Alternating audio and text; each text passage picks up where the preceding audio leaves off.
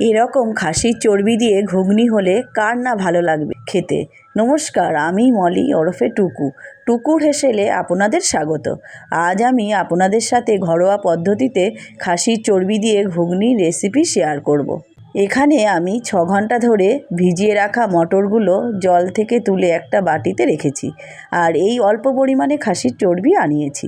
চর্বিটাকে এখন আমি টুকরো টুকরো করে কেটে নেব।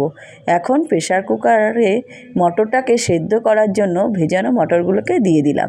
অল্প পরিমাণে জল দিয়ে দিলাম, অল্প পরিমাণে নুন দিয়ে দিলাম, যাতে মটরটা ভালোভাবে সেদ্ধ হয়।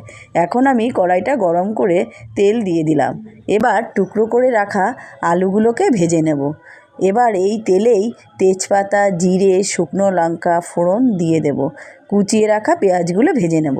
পেঁয়াজগুলো ভাজা ভাজা হয়ে গেলে আদা বাটা ও রসুন বাটা দিয়ে আবার ভেজে নেব।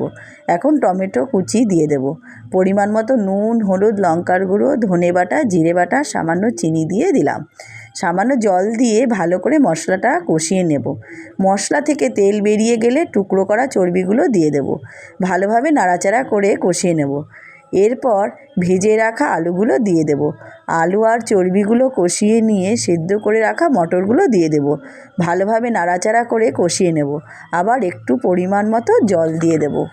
জল দিয়ে ঢাকা দিয়ে দেব এবং গ্যাসের আঁচটা মিডিয়াম করে দেব।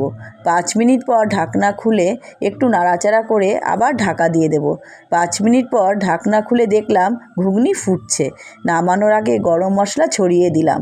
এই ঘুগনি আপনারা পরোটা, লুচি, রুটি বা শুধু মুখেও খেতে পারেন। রেসিপিটা ভালো লাগলে লাইক আর চ্যানেলে নতুন হলে সাবস্ক্রাইব করবেন। ধন্যবাদ।